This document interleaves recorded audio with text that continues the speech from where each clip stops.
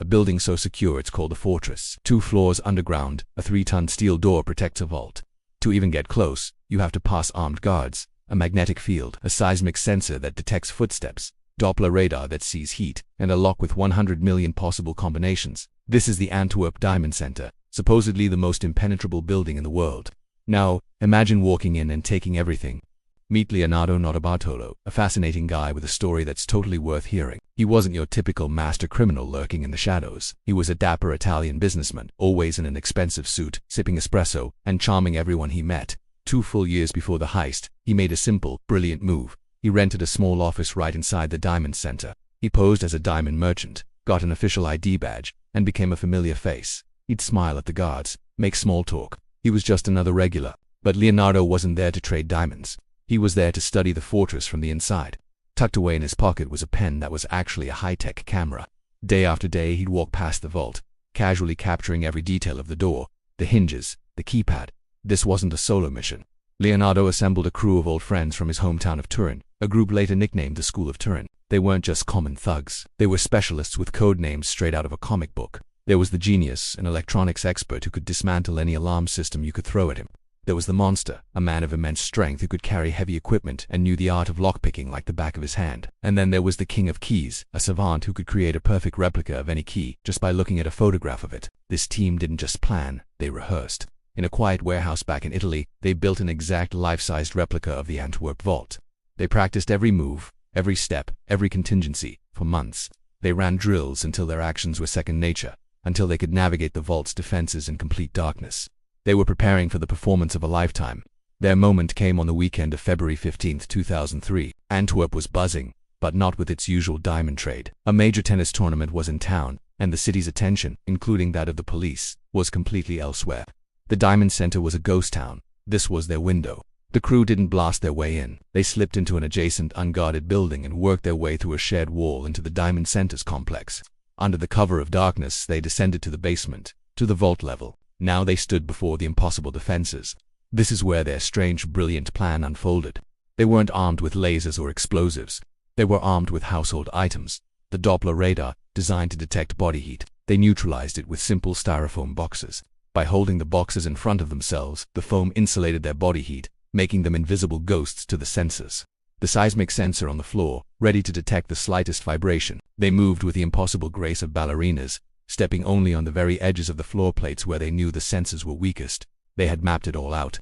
And what about the powerful magnetic field protecting the main vault door? The alarm that would scream the moment the connection was broken. Their secret weapon was a can of women's hairspray. They sprayed a thin, sticky film over the magnetic contacts. This created a bridge, fooling the system into thinking the door was still sealed shut even after they forced it open. It was ingenious. With the alarms silenced, the monster and the king of keys went to work on the colossal steel door. They got it open. Inside they found what they came for, hundreds of safety deposit boxes, each one a small treasure chest. For the next several hours they worked in absolute silence and darkness. They weren't greedy, they were selective. They expertly forced open 123 of the most valuable boxes. They filled their duffel bags with the king's ransom, raw diamonds, polished jewels, gold bars, and stacks of cash from various currencies. The estimated haul, a staggering $100 million. Before they left, they cleaned up meticulously. They wiped down every surface, collected every tool, and removed any possible trace of their presence. No fingerprints, no DNA, no sign of forced entry. They slipped out the way they came, melting back into the night. When the guards arrived on Monday morning and opened the vault for the day's business, they were met with a scene of impossible devastation. One of them literally fainted. The floor was carpeted with empty velvet bags and discarded jewel cases. The boxes were pried open. The diamonds, the gold, the cash, all of it was gone. It was the perfect crime, almost. Their downfall wasn't the result of brilliant detective work or a high-tech investigation. It came down to something unbelievably ordinary, a half-eaten sandwich. As the crew drove away from their triumph heading back towards Italy, Leonardo handed a garbage bag to one of his accomplices, a guy nicknamed Speedy. The bag contained all the evidence of their strange methods: the styrofoam, the hairspray cans, their latex gloves, the tools. Leonardo's instructions were simple: burn it, burn everything. But Speedy panicked. The thought of starting a fire in the dry woods by the side of the road spooked him. So, instead of burning the bag, he did something incredibly foolish. He just tossed it into a ditch along the highway. The very next day, a local landowner, annoyed by what he thought was just illegal dumping, found the spilled garbage. He called the police to complain about the litter. When the officers sifted through the trash, they found a treasure trove of evidence.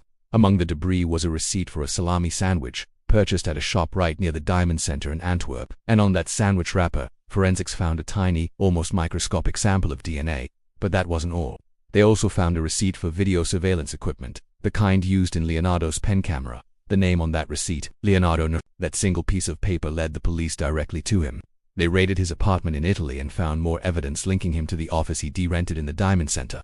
Leonardo got arrested, and it was a total shocker for everyone. He eventually served 10 years in prison. But here's the final incredible twist to this story. He never gave up the names of his main partners, the genius, the monster, or the king of keys. And more importantly, he never revealed where the loot was. The police found a few loose gems, but the vast majority of the $100 million haul was never recovered.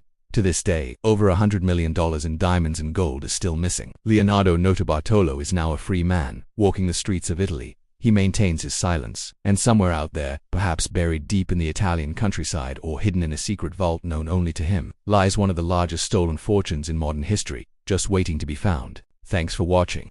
If you enjoyed this story, make sure to hit that like button and subscribe for more tales of the most incredible heists in history. See you next time.